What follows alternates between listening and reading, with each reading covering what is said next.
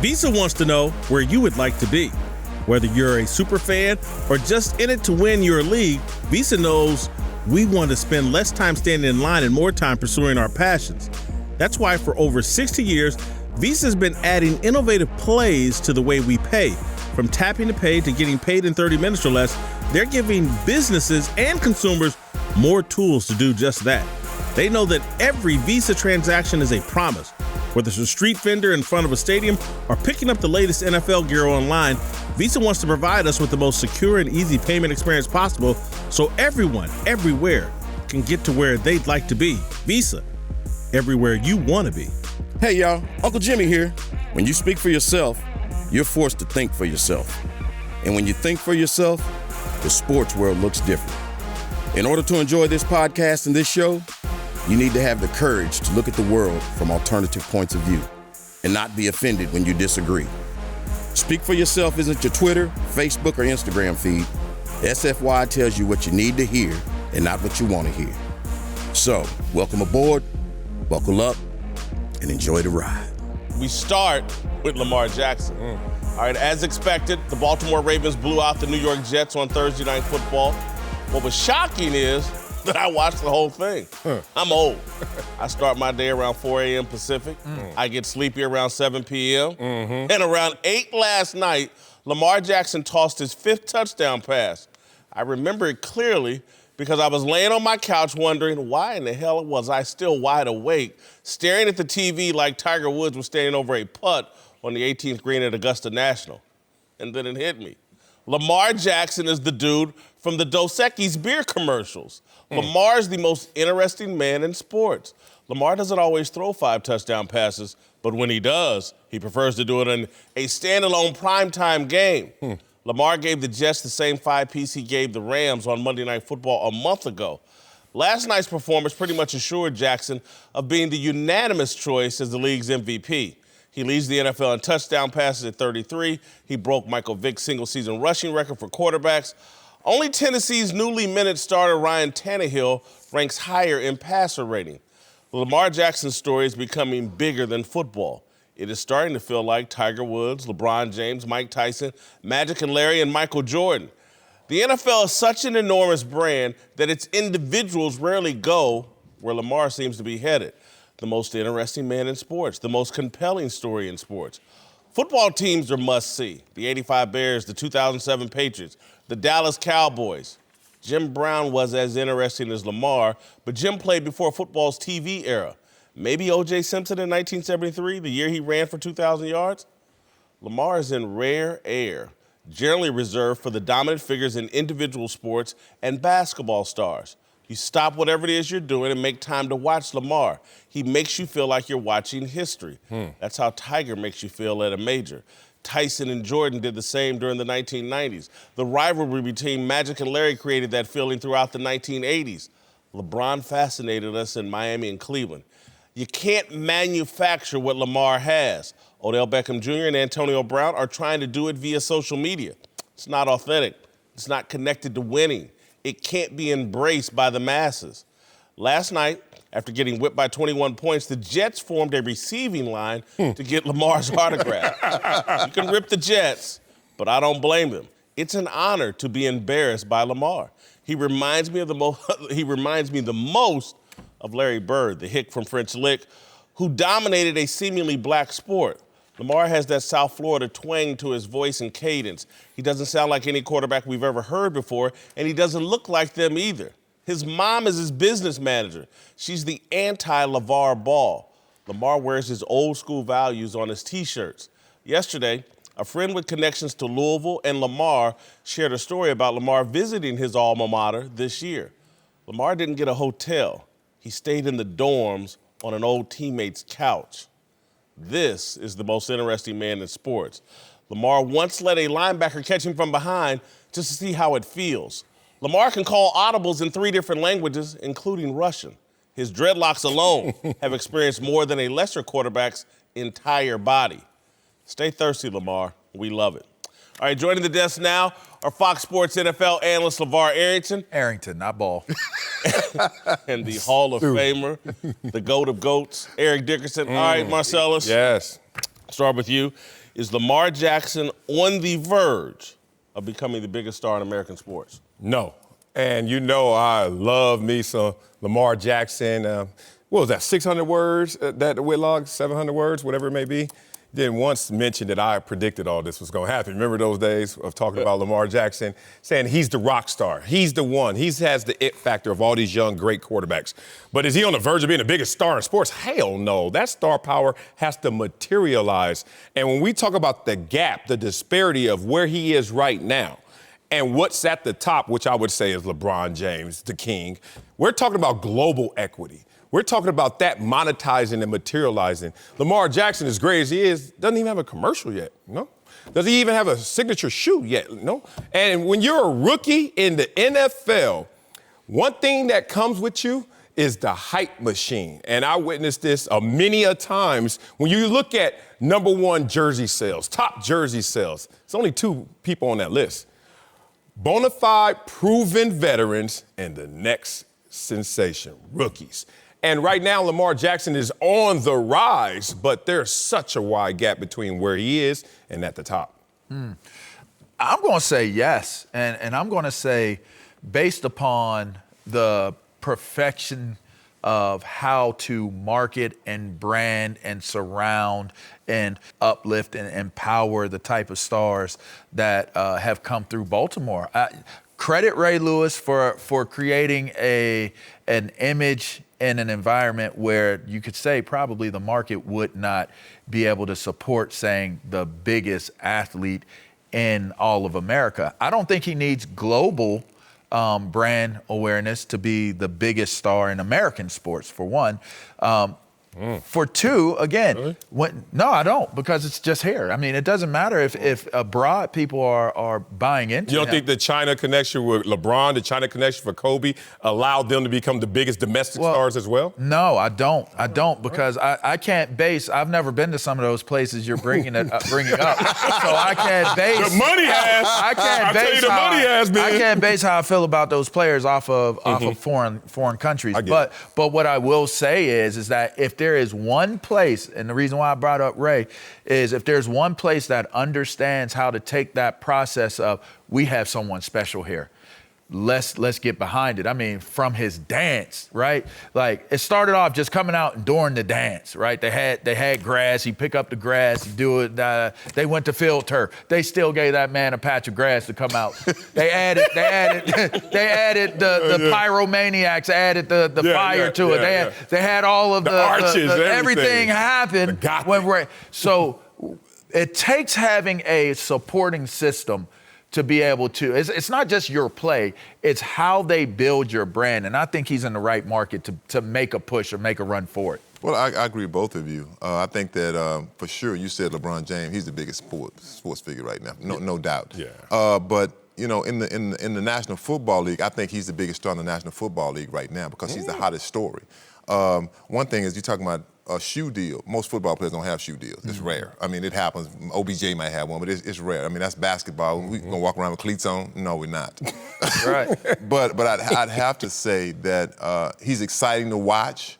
But is he the big? If he was in L.A., possibly. Oh, no. Here we go. Market side. Hold on. Wait, how old are you? Can I finish? Go ahead. If he was in L.A., possibly. If he was in Chicago, I'm talking about for big markets. Man, stop. This world is this small. It's called your phone, man. Man, look, you played in San Diego. Just sit on that. I know it. I'm saying the biggest star. You know, if he played in New York, Chicago, it's possible. It's possible he would be maybe. You could say he's a big star. He's the biggest star. But in sports right now, it's about the L.A. Lakers. But in football, no. That's a myth that's promoted over social media. Anyway, the NBA can ratings are going in the toilet, and y'all still talking about LeBron James. But go ahead. Can I finish? For his football, I think he's the biggest star in football. Okay, No, so here the guy is. No. He's playing the number one position in all of sports. It is quarterback is the position of all positions. The NFL dwarfs all other sports. You go look at the NBA, go look at their ratings and how they're going in the tank. The NFL's ratings are going up. This dude, LeBron James, and at one time he carried that torch. I would stop whatever I was doing to watch LeBron James. That's past. That's no longer the case. Tiger Woods, I still stop whatever I'm doing, but the passion isn't as strong. This Lamar, and again, I'm reducing it all to me, but I'm just telling you, the way my phone goes off when Lamar Jackson's playing reminds me of the way my phone would go off when LeBron was at his peak. Or LeVar. When Tiger Woods. That's what you want to say. When Tiger LeVar. Woods was at his peak. In-state LeVar. When my mother and just people that really aren't the hugest sports fan are texting me about Lamar Jackson, that's why I'm saying I think this kid has a chance. He plays the game in such a unique fashion. And again, I don't, blowouts, for me, I lose interest. This dude, I was sitting there like, I couldn't take my eyes off of him. I think there's something here. And that one, I say this later in the show, but I think one of the reasons why Roger Goodell was so confident talking about Colin Kaepernick, we moved on, is because it's like, man, we are riding the greatest thing in sports here with this Lamar Jackson kid, and we're going to ride this till the wheels fall off. I think the NFL is going to jump behind Lamar Jackson because he represents a lot of great things that are consistent with the values of the NFL and football. Look, he's the most captivating player in all of sports right now, but that doesn't mean he's going to be the biggest star or he is on the verge of being the biggest star. I think that climb still has to be materialized. I will say that the energy you're talking about is because he's new and he's next. But if you talk about who's the biggest star now, that's why you're not getting those same amount of texts over LeBron, because we did that for LeBron already. Now we're in another phase for a new star who's on his way up. The only game I went to this year, it was actually two, but it was the first one, I should say, was the Baltimore Ravens playing the Rams. Now, a lot of people were up giving me high fives when I walked in that stadium, like, oh, you're a Rams fan? No. I'm here to see Lamar Jackson in L.A. And it's amazing what you're talking about, that energy. The fundamental reason I think that Lamar Jackson is next is because he allows us to see what's at the core of sports, which is insane ability, like next level talents. And that's what is freak of nature ability is how we vicariously live through our television screens and look on that field and say, I can't do that. And when you can say that, that guy is captivating. But when we say biggest star, man, he's not even the biggest star in the sport. OBJ is still a bigger star than him. And if you don't believe me, okay. No, it's true. Go around him. Put them together in a room and watch that. But I will say this. Right now, the reason why I'll say, again, I'll continue to say he's on the verge is because of social media and because of the things that you can create with the brand that Lamar is creating. I don't want to cut you off, but that's where social media is so inauthentic that anything built off of social media, it's not real. And that's where, and again, OBJ's got a great social media following, Antonio Brown, but are they, do people sit around and go, oh my God, I can't wait to watch OBJ play? Now, would they can't wait to go watch him warm up? But he had that phase. Can they go wait to watch him warm up? Everyone goes through this phase. OBJ had that phase. If social media is used correctly, it can be the catalyst of why he could transcend and achieve what it is that you're saying. Look at it like this. If Lamar Jackson is that Popeye's chicken sandwich, right? Then now he has the opportunity to become that mega star. And I'm gonna tell you why, right? Because it's all about guerrilla marketing. Sometimes the best marketing is the guerrilla marketing. You put that Popeye's chicken, they put that Popeye's chicken on social media so much by the time that thing ain't social media. Everybody chicken sandwich is that damn good. It takes and so is Lamar Jackson. I ain't never had it, but I want one. I ain't had it either. But Lamar Jackson, I ain't gonna have it either. It's the premise of the pathway that I'm speaking of here. That's all. You know the thing is that we are all, not all, but some people are so quick. That's one thing that first frustrates me when I watch analysts. Oh, he's a great one. He's the next star. That doesn't make him, because he had a good game or a good week or 5 good games. Or even a season. A season. All of a sudden, he's a great one. That comes in time. That's in time. Last year, who was that guy? Who we talking about? Mahomes. You don't have to mention everybody was on Mahomes, all over Mahomes. He got injured this year. Ain't nothing changed for Mahomes. But still, Mahomes still a great player. Yeah. But I'm just saying, it's always funny how all of a sudden, oh, he's great. He's great. I'm like, let him mature. When you're about to run away with the MVP trophy the way he is, but very few guys do that. Very few. I like him. First of all, I was on it from the beginning. Now, I got you. Thank you. So, Yeah. from the beginning. But I just feel like we're so quick to say, is this the next guy? Is he the next that? Is he that? It's the job, man. I agree. I agree with that. I like to call him good, not great. Yeah, that's the leap he's talking about. Why take the LeVar leap until he's the biggest star in sports versus he's just damn good? Right, he's just damn that's good. That's a great point. And I don't want to move the goalposts on this, but you brought up Mahomes. Is Lamar Jackson's stardom as big if Mahomes is healthy and is playing the type of football he was playing last year? It's a different style. Yeah. Okay, now if that is the case, then you'd have to say he really is truly on the verge of being that mega star, right? But Mahomes is not a mega star yet. So on the verge of being Mahomes, who is not a mega star, yeah, I agree with that. I'm gonna give you one quick story. I was on air and we were talking about J.J. Watt after his first 5 seasons, and people were like, he may be the greatest defensive lineman ever. And I was like, look, he's on pace to doing something like that. I got a text from a Hall of Famer who played D-line and said, holla at me in 10 years if he keeps this up. And that was Bruce. Bruce Smith. Yeah. I ain't saying who it was. We all know who it was. I know what it was.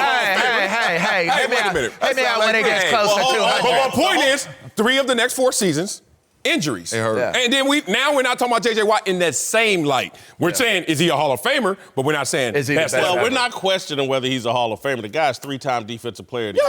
Yeah, and so I think that's probably. But is that the same as greatest ever? No. That ain't 200 sacks biggest either. star? No. I get it, but he certainly was on track, and then injuries and situations happened.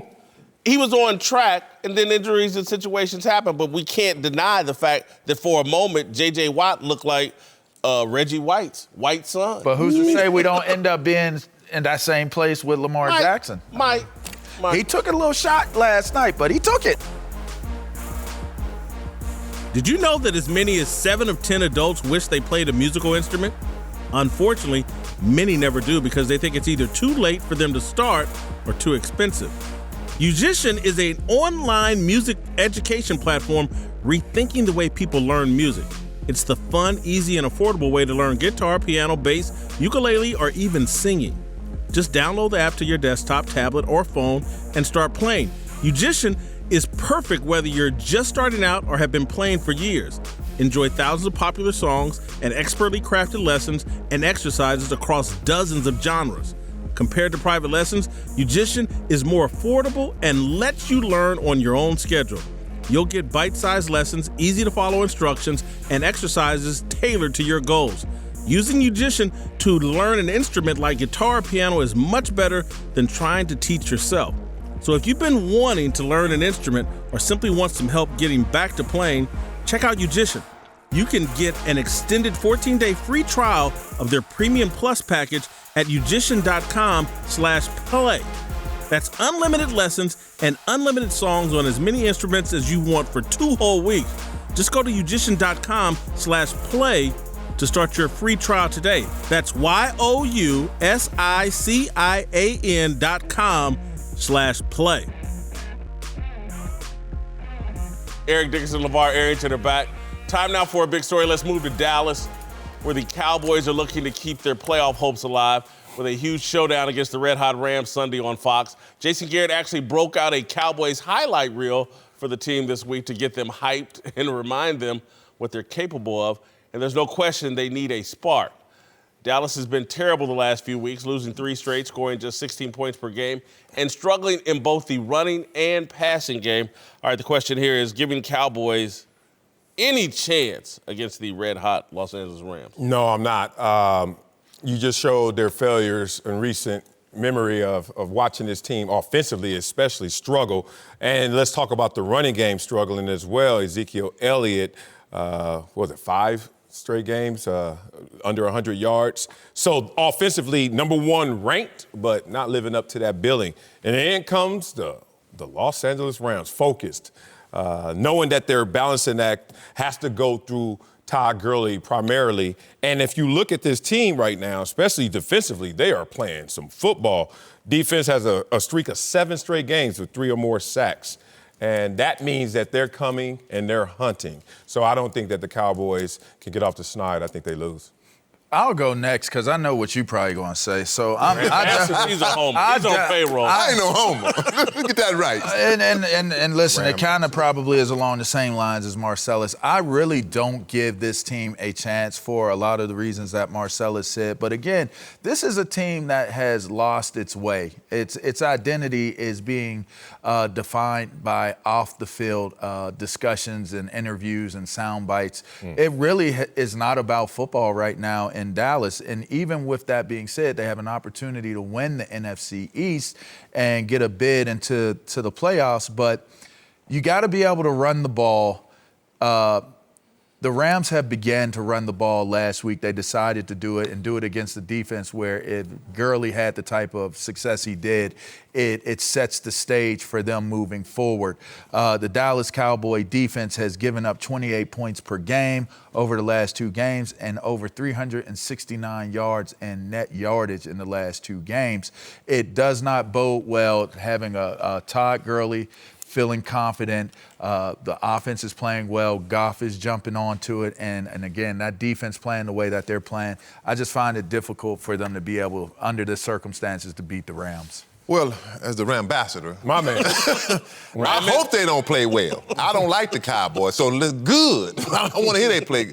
You know, I think this game comes down to 2 people, the head coaches, Jason Garrett and Sean McVay. And most definitely, I'm going to take Sean McVay in this case. I think Sean has proven, you know, in his young coaching career that he can win the big games. You know, he's lost some, but he can make changes. And I'll go to the changes last week with Jared Goff. You know, we all know that, well, I've said it, and I think a lot of you have said it, Jared Goff cannot sit back. If you let him sit in the pocket, he'll pick you apart. But if you put pressure on him, he can make him fall apart. So last week, what they did to him, they started rolling him out. He was 7 of 7 for 134 yards.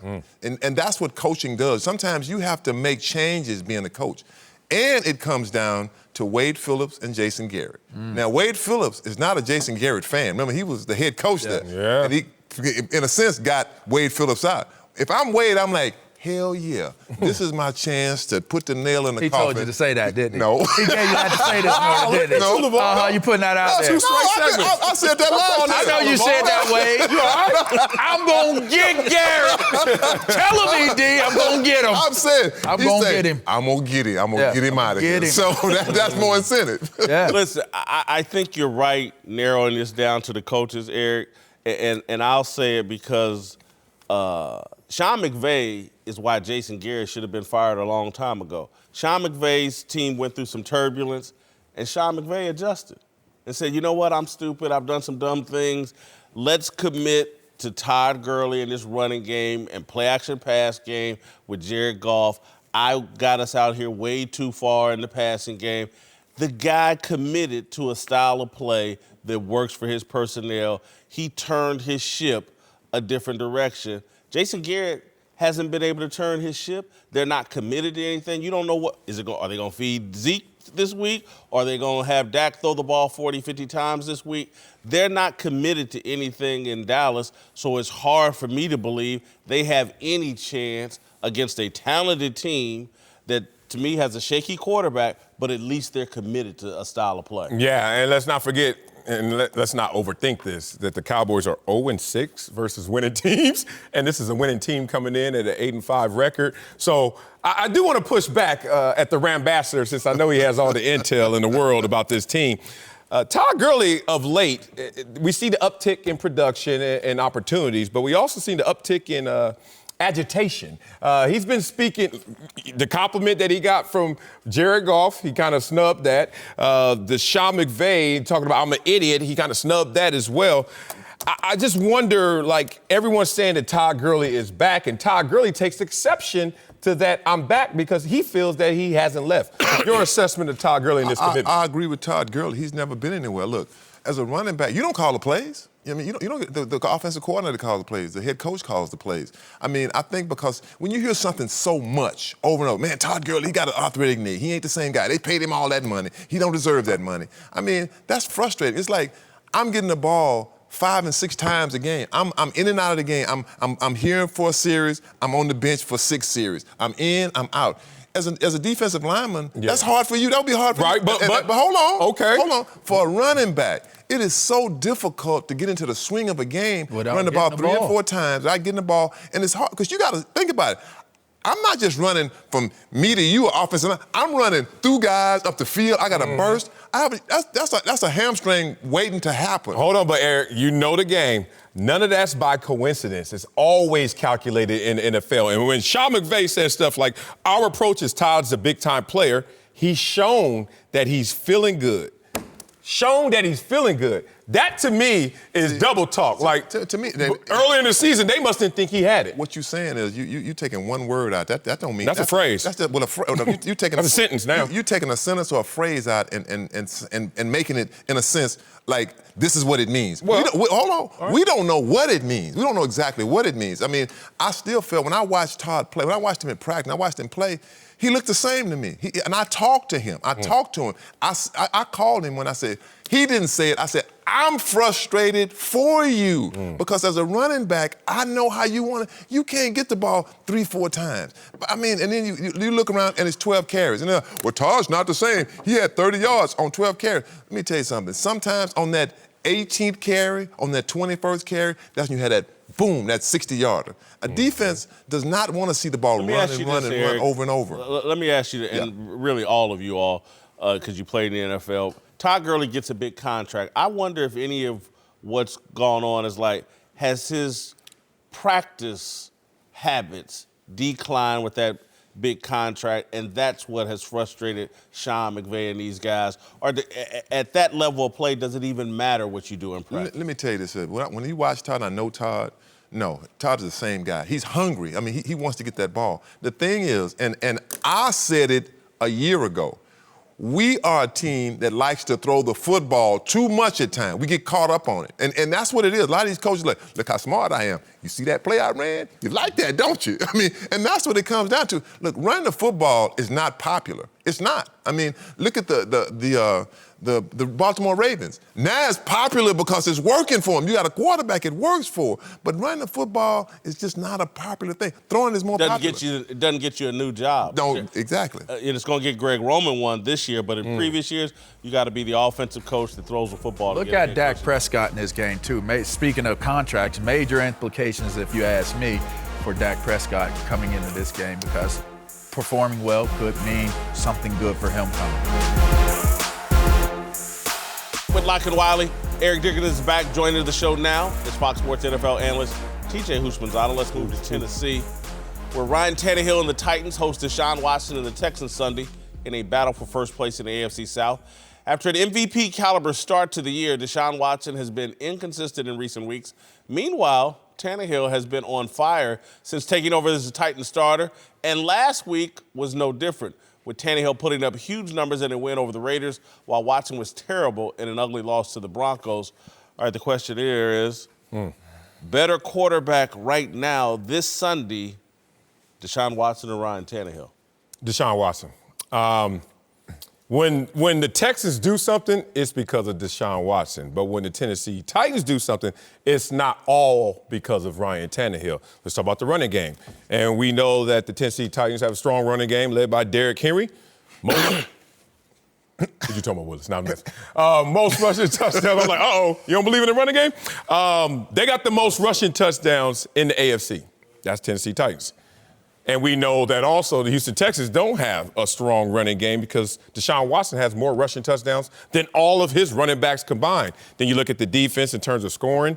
The Texans are worse in scoring defense, 19th compared to the Titans. So when Deshaun Watson is rolling, this team does everything. Let me rephrase the question then. Because who's going to play better on Sunday? Deshaun Watson. Okay. Yeah. All right. I'm with you. I'm going to go with Deshaun Watson. And my biggest reason is this. Since Deshaun Watson has come into the league, Mike Vrabel has been the head coach for the Tennessee Titans. Deshaun Watson is 2-1 against that defense, which is a really stout defense, completing 73% of his passes, 8 touchdowns, 2 interceptions, 120 passer rating. So although Tennessee is very good on defense, it's something about that defense that Deshaun Watson sees, he recognizes very quick, and he plays well. And his receiving core is really strong. Now, Tannehill, it's almost what the discussion we had earlier this week. Is it lightning in the bottle? Is it full? He just hasn't done it enough. And if you haven't done it 7 games, you're 6-1. That's a great thing. But I'm going with Deshaun Watson because he's proven himself over time to me. I'm going to go with Deshaun Watson, too. I mean, I think this is a quarterback, to me, just does not get the credit he deserves. He doesn't have a great offensive line. I mean, I don't think he has a great coaching staff. Shocked you would say this, Eric. I know, that's shocking. I'm serious. But I'm serious. I just like Deshaun Watson. I liked him from the beginning. I like the way he throws the ball, like the way he handles himself. Who's going to play better on Sunday? Oh, I forgot. My bad. The question changed. I changed. You just changed. Yeah. I'm going to go with Deshaun Watson. I think he's going to play better. Shocked you would say that. Why? Well, can I? Go ahead. Thank you, man. God, why you always cutting me off? Say it. Anyway, that's right. It's certain teams that you play well against, and just like you just said. But I'll give you an example. The Rams and the Seahawks. We always play well, even when we're bad. When the Rams, when they go 4-12, because why? Because we matched up well with that offensive line, our defensive line. This team matches up well with them. Deshaun Watson plays well against them, so I'm going with Deshaun Watson. When you were with the Rams, who was your quarterback? Which one? The year you ran for 2,000 yards. Jeff Kemp. Jeff Kemp. And I remember that year. And you made life so easy on Jeff Kemp. He almost looked like a passable quarterback in the NFL. And Tannehill has a horse in the backfield in Derrick Henry. Yeah. That's what's going to make Tannehill play better. A running back is a quarterback's best friend. Guys like TJ think they're a quarterback's best friend, a wide receiver. William Fuller's coming back. Deshaun Watson. No, handing that ball off and lining up on 2nd and 5, that's the greatest thing you can ever do for a quarterback. And them guys up front. Them guys that don't have no names, them guys, that offensive line. And so to me, I don't think what Tannehill's doing really is as fluky as it seems. Mm-hmm. Derrick Henry in that running game has set the table for a guy who's a relatively good quarterback to play at a high level. I don't see it stopping this week. They're on a roll. Bill O'Brien pushed all his chips into the table with the Houston Texans, traded for Laramie Tunsil. Everything was about this year, and it's blowing up in their face. I think Tennessee continues to roll. I think Ryan Tannehill continues to roll because I think Derrick Henry is going to continue to shove it down people's throats. But hold up, I agree with that. I mean, I know. That's why I was the question was who's going to play because you don't win. I mean, I think Deshaun Watson will have a better day throwing the football. But who are going to win the football game? The Tennessee Titans going to win the game. I said the Titans going to win the game. One guy is leading the league in passer rating. Tannehill. But this is the first outing against this Texans team, and we don't know how that's going to play out. Now, he's played against Bill O'Brien before and looked very good against Ryan Tannehill, had a perfect passer rating when he played against Bill O'Brien before. But playing against this Texans team versus a quarterback who's played against Tennessee before, that familiarity comes into play when you're talking about in your division. Man, it's a divisional. This game right here. At Tennessee. It is at Tennessee. It means a lot to both teams. Romeo Crennel, he comes under Bill Belichick. They gon' put the game on Ryan Tannehill's shoulders. So they're going to try to eliminate. Snatch it off Derrick Henry's shoulders. They're going to try to eliminate Derrick Henry. We're going to put 8 guys in a box. We're going to stop the run. And if you are as good as they think you are, Ryan, you're going to throw the ball 30 to 35 times a game, and you're going to have to beat us because we're not going to give you this play action. We're not going to let Derrick Henry run for 140 and then you hit us for at least 280 yards passing. Yeah. They're going to take something away. And Derrick Henry hasn't practiced all week, but I will say he hasn't practiced much in the last 4 weeks because of the hamstring, but he shows up on game day. When you look at Deshaun, it's just what ED said. It's something about the Titans' defense. He sees it well. He plays well against them. And when you got DeAndre Hopkins, who's right now, him and Mike Thomas are the best 2 receivers in the league. You got Kenny Stills, you got Will Fuller. He has weapons on offense, and he's going to utilize them. You know what he doesn't have? Derrick Henry. And as great as them receivers are, unless you're lining up 2nd and 5, 2nd and 4, That's what a great running back does for you in a great running game. That's what makes playing quarterback a lot easier. Or when it's 2nd and 10 and you still have the threat of handing the ball to Eric Dickerson or Derrick Henry, that's what makes life easier. I just think... Well, then why all of Eric's quarterbacks weren't great? They had him. He was great. Different era. Different era. You can actually play defense. Different type of football. They can hit back. They can hit back then. Different era. He didn't make them quarterbacks. All right, Darnell. Is the Texans-Titans part of a Super Six this weekend? Yes, sir, it is. And first off, we want to give a huge shout out to the 123 winners of the Thursday Night Football Super Six contest. And before the games kick off on Sunday, be sure to download the Fox Sports Super Six app and play for free for your chance to win Terry Bradshaw's $250,000. Whitlock and Marcellus, help our fans win some money. What winner you got between the Texans and Titans, and give us a score? And you know what? We got enough time for ED and TJ to hop in if they want to, but I'm going to go Tennessee 31-27. I got Tennessee 23, Texans 20.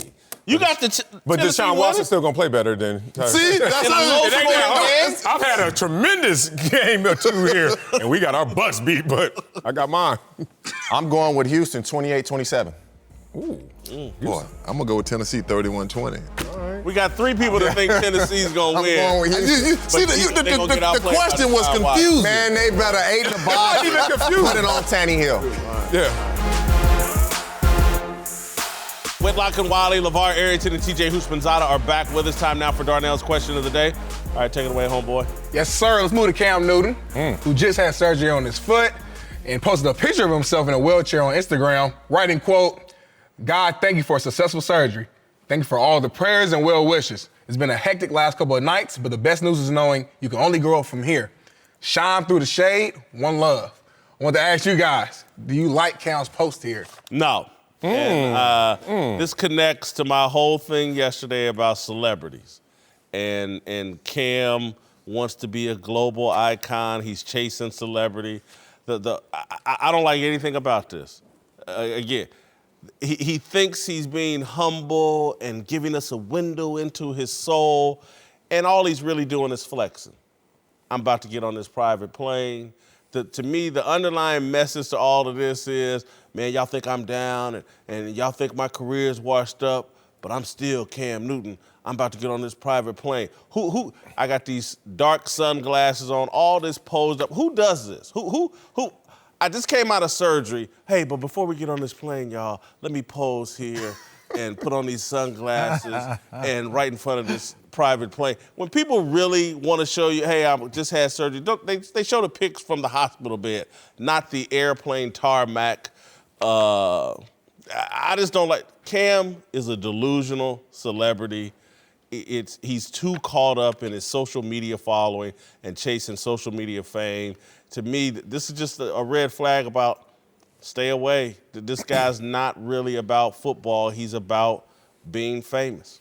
I like it because it's authentic. Authentic? Yeah, you know why? It's not excess. That's how he rolls. Last time I checked, I ain't seen him at United Terminal like I am. You know why? Because Cam Newton rolls like this, so he's framing his life, but he's framing it maybe in a positive complexion. And I actually prefer this than the ones that are on their deathbed with strings and all the kind of wires going through them, talking about, oh, look at me, I'm down, but I'm arise from these ashes. I like a guy who's like, look, most of rehab is upstairs. Like, physically is demanding, but mentally you have to have the right outlook. And if a guy is telling you my worst day is behind me because I already got fixed, now it's time for me to get right. That means be better than I was, at least in my mindset. I'm not mad at that. This is not a guy who's changed his lifestyle dynamics for the picture. That's when I have a problem, when somebody is like renting a moment. This is just a normal moment for him, but he's now on the right track. It's very crazy you said that, because when I saw this, it was authenticity at its finest. Think about this, Jason. No. When we see Cam Newton do an interview after a game, how is he dressed? To a T. Flashy, stunting on him. Like a dad. This is no different. This is who he is. That's not authentic, but go ahead. It must be, because he does it all the time. Like, right. Lions hunt, dogs bark. This is what he does. Yeah. This is insecure him. people And again, I used to be one, wrap themselves in all kinds of gold jewelry. But and that's everything. him. He's he's shown us. insecure. Yeah. And so for me, I'm not surprised because this is who he's shown us who he is. And so does it surprise me? Not at all, because every time we see him, he's dressed to a T, and maybe he does want to be a celebrity, or in his eyes, I am one. Right. I think the photo is just a photo. In my humble estimation, Did someone argue it was more than a photo? I like the post. Well, I think some of what we're basing our discussion points off of is seeing what's in the photo. I think I'm looking more at the words. This is a declaration from Cam Newton. This is a declaration. He did not mention the Carolina Panthers. He did not mention any teammates. He did not mention the Carolina fans. He is making a declaration. This is as low as I'm going to be right here, right now.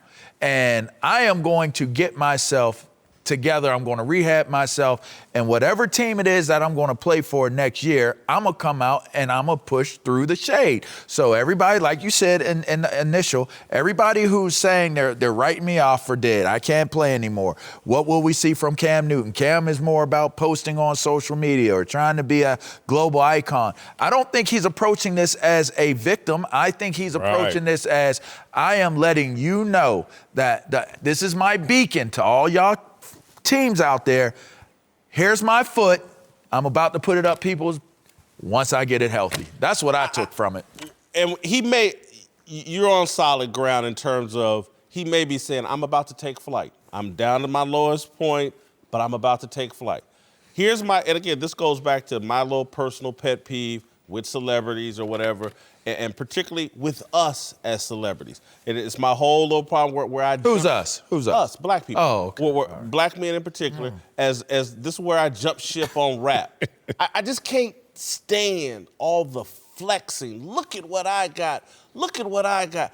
It drives me crazy that those of means constantly have to shove it down everyone else's throat. And again, and I realize there are people that like it. There are groupies out there and sycophants that, oh my God, I can't. Cam's living the life, blah, blah, blah. I can't stand it. I prefer a little bit more humility, particularly when you get in your 30s. Again, I was a 20-year-old idiot. I can remember the big gold chain that I bought to flex and cover up all my insecurities. I wore it one time. Thing cost me like $25,000. Can I have it? One time. You still got it? Let me get that. Since you don't like it, I got a place for it. Yeah, Let me get that. Yeah, but you know what? We all flex. We just find different ways to do it. When you out there putting the 5 figures down on the bet or whatever it may be. I'm doing that to win.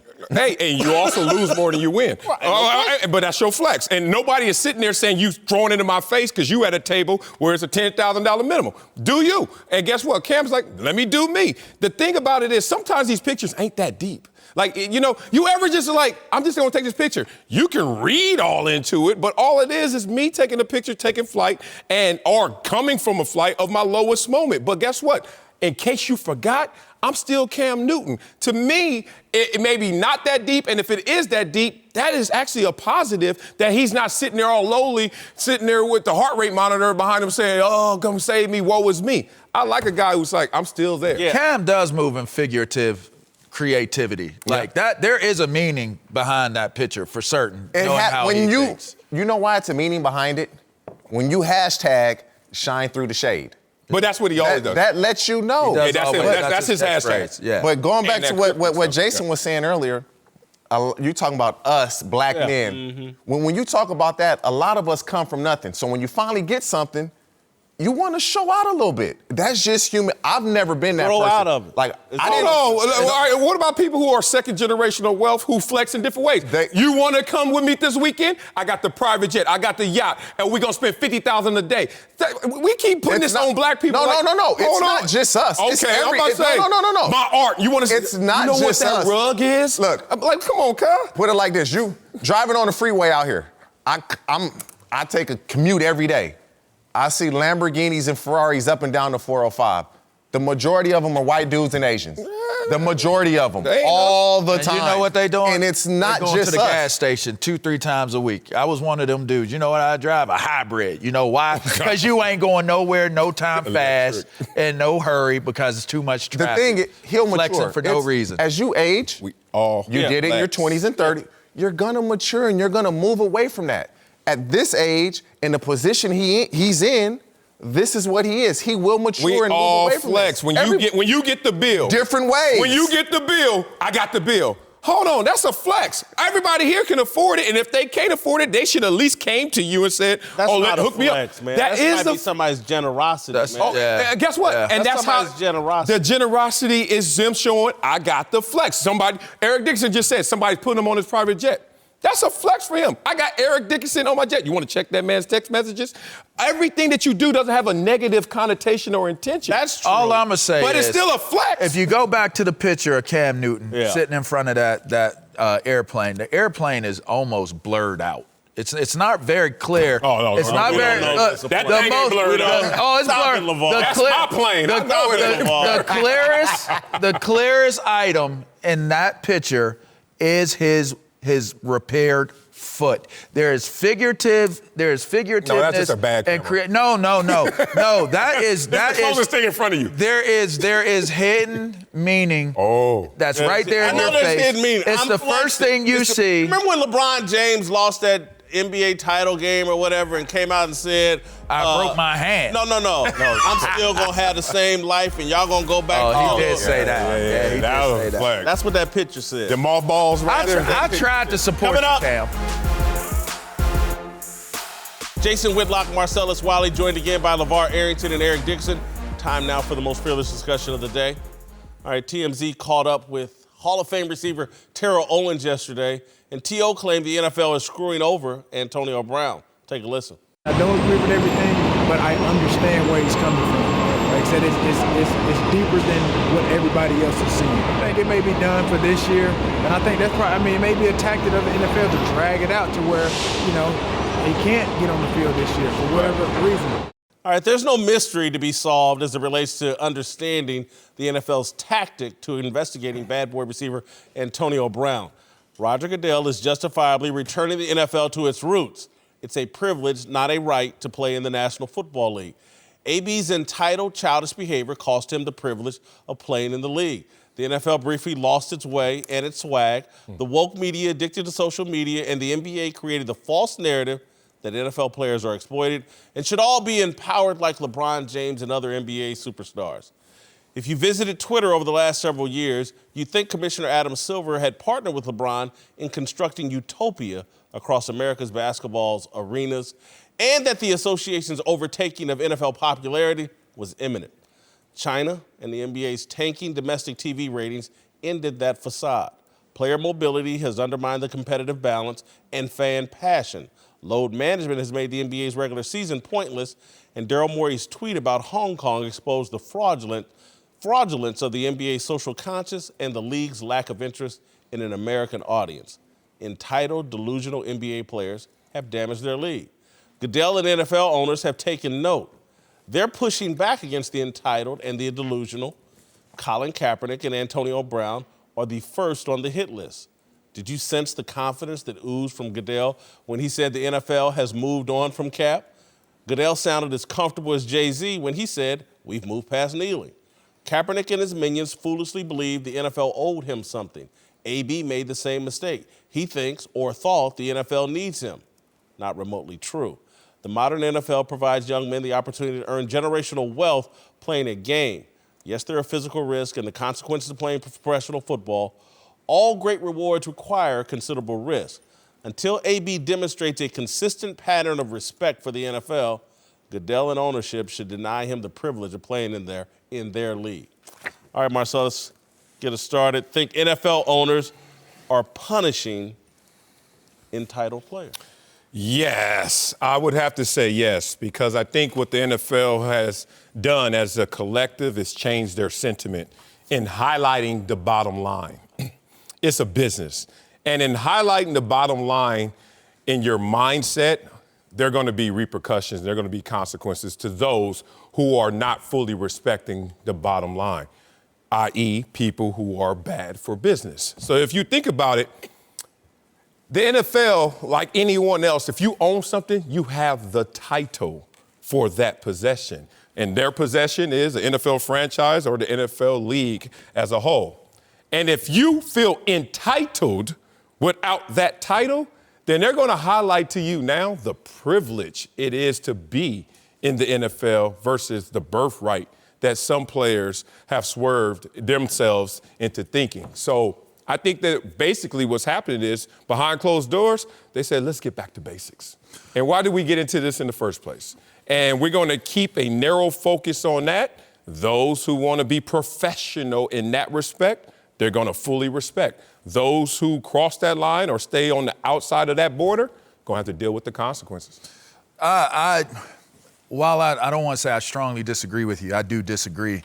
I don't think that owners are punishing entitled players. I think owners are punishing entitled players that are destructive towards the shield.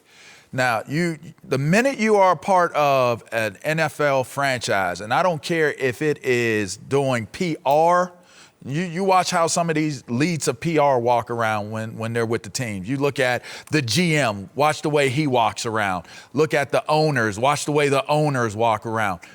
Everybody associated with the Shield is entitled. You've earned the right to be entitled once you're in the NFL. I disagree. What you do not, okay, that's fine. What you do not have is the luxury of being destructive while you're living within that entitled situation. I can go here and people will say, you play in the NFL, you're part of the NFL, you're an NFL player. You're entitled to things based upon their perception of you. But when you become destructive and that destructive mentality, that destructive behavior begins to bring reproach on the Shield, like you said in the beginning, protect the Shield. If you're not protecting that Shield and that brand, it bothers the bottom line. If you bother the bottom line, you got to go. Well, I think that's in any business. Right. If you go to any business and you go into doing something crazy or saying something crazy to the employees or tweeting stuff out that's crazy, the business is going to be like, hey, we're not putting up with this. Or if you work for Ford or Genesis and you come in with a Maserati shirt and hat on every day and like you promote another company, like, hey, you work here. Why are you wearing this? Or if I play for the Rams, but they see me wearing 49er stuff all the time, they're like, what's up with that? And so, the NFL, we as players, we know what the NFL is. The NFL has this image of it's a good boy. We do everything right. We do everything perfect. No, not perfect, but we try to treat everyone right, even though the players know different. And I look at AB's situation. His situation is that, to me, this was when he was a rookie. A girl reached out from the National Football League and said that AB was looking for, possibly talking about trying to get a mentor. And I talked to AB, I didn't know him like that, a mentor. But they never followed through with that. Some of these guys need mentoring because they've never had an opportunity to have this kind of money, been on a stage like this. They come from small towns. They raised by grandma. They ain't never been on private planes. And somebody called me out early on the air, I ain't gonna say. The nerve. The nerve of him. Man. So, in a sense, it's the leagues. They need to do a better job of that also, of trying to prepare and helping these guys along. Okay, ED, but we got to be clear. If anybody in Pittsburgh is watching, the Steelers organization is like, come on, man. We sent a boatload of people. I agree. We sent a boatload of people to mentor AB. Listen, this isn't included in my essay, but I do think there's a line that's been drawn in the sand. These guys have sat back and thought about where they got offline. Go look at what just happened with Janoris Jenkins. Just got released by the Giants for a dumb tweet. There was a defensive back for the Cleveland Browns that did something stupid earlier this year, got released. The NFL, I think, behind closed doors, like, hey, man, we have to exercise a bit more control because I'm telling you, I think this narrative about NBA players and all the NFL players, they all want to be like LeBron, and it got just out of control. And NFL players, I remember Todd Gurley sitting on LeBron's TV show calling Stan Kroenke a slave owner, basically, or NFL owners, slave owners, or stuff like that. That's gotten out of hand, and I think the collapse or the little shield or facade of how successful the NBA, having seen that fall, has given these guys the confidence to say, you know what, we got to get back to basics in business. Yeah, I talked to one owner who was relaying what the ownership group felt during Kaepernick's stance, and the only thing that they felt, it seemed as a collective, was they should have took their stance because it hit them kind of blindly, and their reception was misperceived, and it also kind of like enabled it to grow when they knew that they should have took a stance, but they didn't. So now what you're seeing is them being proactive about taking a stance in structure and in substance. And when you have power like the NFL owners, they have to remind themselves, because they're empathetic like anyone else, but they have to remind themselves with that power, it must manifest. It must provide structure. It must provide rules. It must say sometimes that's too far. And power manifests downward because I got the power at the top, I could push it down. But entitled players and entitlement makes you think your power, you can push it upward. And that's where we are right now. All these players who are trying to call people out that actually have something to do with their opportunity are now starting to realize there's a conflict. I would just say this, entitled and privileged, I think owners are okay with their players being entitled and privileged. I hope not. I really do. As long as it don't come I really to them. do. As long as it does not hurt what's going on. Entitlement is a good thing? It doesn't have to be a bad thing. And one doesn't have to exist without the other. And that's what I'm saying. So, but it comes down to control, Whit. When you're talking about what these owners you want are your kids not feeling entitled? Again, to a degree. Maybe to you a small, do? Maybe if they've earned it to maybe a small. Oh my God! Maybe my father just turned over the grave. So I'm not going to say I'm not going to go all the way with. Sorry to hear that. But maybe a time. yeah. But listen, You ain't gonna get to finish It's this, more about. Cut him off. It's about the control. It's about the control. And if you're talking about a crippling effect that could have came from the Can I come Kaepernick live at situation. your house? Yes, you've been there before. I'd like to come live. If I Made him all the way. I made him wings. You were entitled to the wings that I made you after I coached the game. I coached the game and came home and made that mad. Hey, so All right, wings. coming up. Whitlock and Wiley, TJ Houshmandzadeh is back with us. Let's move to the Patriots, who head to Cincinnati Sunday for a showdown with the Bengals, with the cloud of Spygate 2.0 hanging over the matchup. The NFL has said they will take their time with the investigation, which could prove to be a distraction. But we also know that Bill Belichick has been able to use past scandals like Deflategate as a rallying point for his team. All right, the question here is, will Spygate 2.0 inspire the Patriots to blow out the Bengals? No, I don't think so. I think what's going to inspire them is just the fact that they're playing the Bengals. They're like, oh, no, we got this. But that whole connection and the energy that you could get from, oh, they think we're cheating again. Well, let's go get them, guys. You got to remember who those guys are. There are only two dudes in that locker room right now that were there for Spygate 1.0. So who are you talking to when you say they think we, Brady and Ben Watson is like, yeah, okay, we were here. The rest of those guys were like modern day high school and junior high school, not connected to the NFL whatsoever, let alone the Patriots. So if he goes in there with that message of Spygate, I think it's going to be lost on those youngsters. It's going to inspire them. Although they weren't there, they're aware of it. Yeah. They've been hearing it, so they're very aware of it. The problem is they're just not good enough to blow anybody out. They're going to beat the Bengals, but they're not good enough to blow them out. Offensively, they not going to have enough oomph to blow the Bengal out. They should win the game, but blow them out, I just don't think they're good enough to do it. They'll try, though. TJ, I 1,000% agree with you that that's the issue. They're not good enough offensively. Now, look, maybe they'll block punts, maybe they'll turn the Bengals over, but Andy Dalton's actually played decent. Yes. It's a little secret. People don't know all year. But I do think there will be a little bit of inspiration because that New England fan base thinks like their team is picked upon.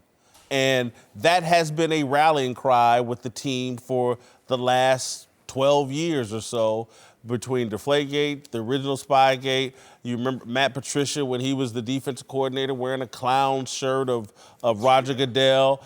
And so there is, in that atmosphere, culture around the New England Patriots, starting with their fan base and some of the players and some of the coaches. Man, the whole world's against us. Here they are coming up with some more trumped-up BS. And Bill Belichick was mad about the first Spygate and was mad at Eric Mangini over that. I'm sure he's mad at the Cincinnati Bengals that his name's dragged through the mud again. I mean, it just doesn't translate for me. Like, me mentally, when I hear my coach, first of all, if I hear my fan base is upset, I'm like, y'all ain't playing. And then I hear my coach talking about, oh, here they go again at us. I'm like, you mean at y'all? Because I wasn't here. I get my energy from the fact that, look at my opponent. Look who I'm playing against. That team has won one game. Let's go beat them down for that. But if you start telling me about some history lessons when I didn't feel that. But you're talking the guys that play for the Patriots, really, you got to be a special individual to kind of really just sit here and abide by everything that the Patriots do, the way they run things, at least how it's been reported.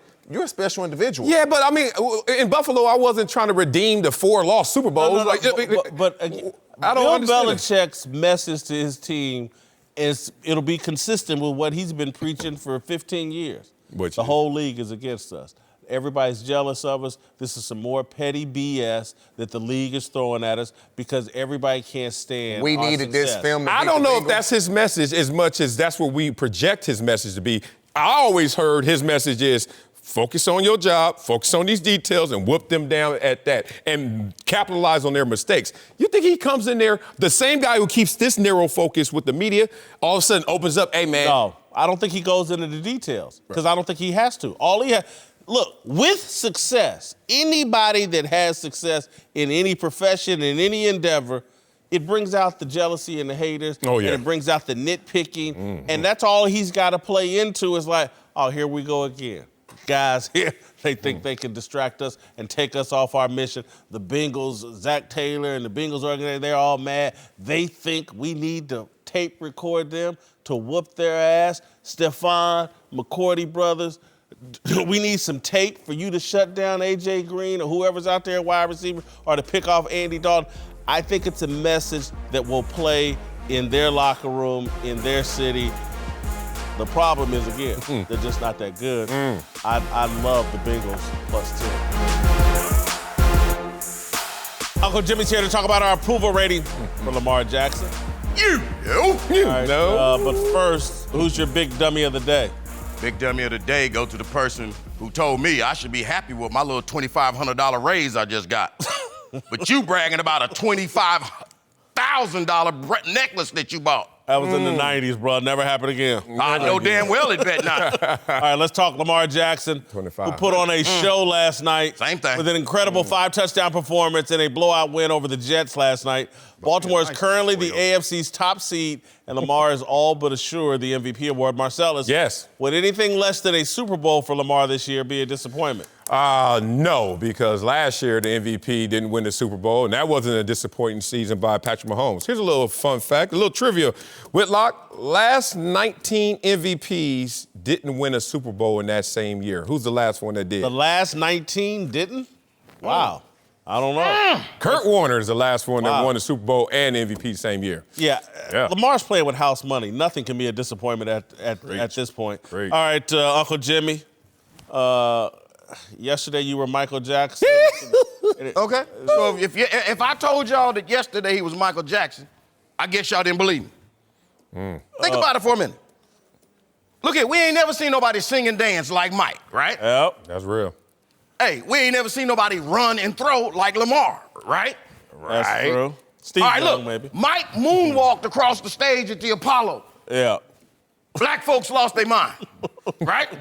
Yeah. Lamar moonwalked across the field in Baltimore, and white folks lost their mind. but that nephew, nonetheless, I'm disappointed in you. Because last night the boy threw 5 touchdowns. Yeah. And the boy's last name, in case you didn't realize, was Jackson. Yeah. You ever heard the words Jackson and 5 used in the same sentence? I have. Joe Tessitore. But you couldn't work that in your little soliloquy. Yeah, Joe already got that. Tessitore already did Joe already did that. Look at me. I like the boy. Yeah. I like him, just like Michael Jackson. Oh, okay. You know, like Michael Jackson, Lamar got that star quality. Yeah. He has what the French call Jodeci quoi. Jodeci. That's not. Casey and JoJo got into this. Yeah. The thing. Look at me. Here's the part I like. Did you see after the game when Mark Ingram was interviewing him? Yeah. You know? And he asked Lamar, he said, what you got to say to all of the NFL owners who passed on you? And, you know, Lamar real mannered like Mike, you know. He just looked at him and said, y'all could have had me to yourself, but y'all didn't want me around. I guess them pretty white faces always made me stand out in a crowd. Then Ozzie picked me for the flock, and that was all it took. Now it's much too late for y'all to take a second look. Now, wait. So now you know after that, all the NFL owners ran into the studio, right? And now they laying down their checks, and now they're like, oh, brothers, give us one more chance to show you people that we love you. Won't y'all please let Weeze back in y'all's hearts? Oh, Lamar, we were wrong to let you go. But now since we see you in the end zone, we want you blacks. Yes, we do now. We want you blacks. Ooh, baby. Come on. We want you blacks. Yeah. Oh, come on. Nah. I think you're Tito. We want you blacks. Yeah, he must be Tito. Look at I like that. We want you black. We want you black. That's We want pretty you good. blacks. Yeah. All right, let me get to my approval rating. I gotta like that a little bit, don't you? That was pretty good. Yeah. For Lamar You got Jackson. that one in. I got Actually that. took him up 4 points. He was already a GOAT, but after last night's performance, and just, it's a unanimous MVP at this point. Right. So I moved him up in authenticity, moved him up in character. Once he gets to the MVP, I'm going to move him up in the all-time greatness, but 91 GOAT status. Yeah, I had to just move him up in his all-time status because he passed Elway for the most games in one season, 5 or more touchdowns. Passing Elway? That's my favorite player right there. So, yeah, I got to give him love. All right, the internet somehow is still a little short on Lamar. Have him at an all-star level.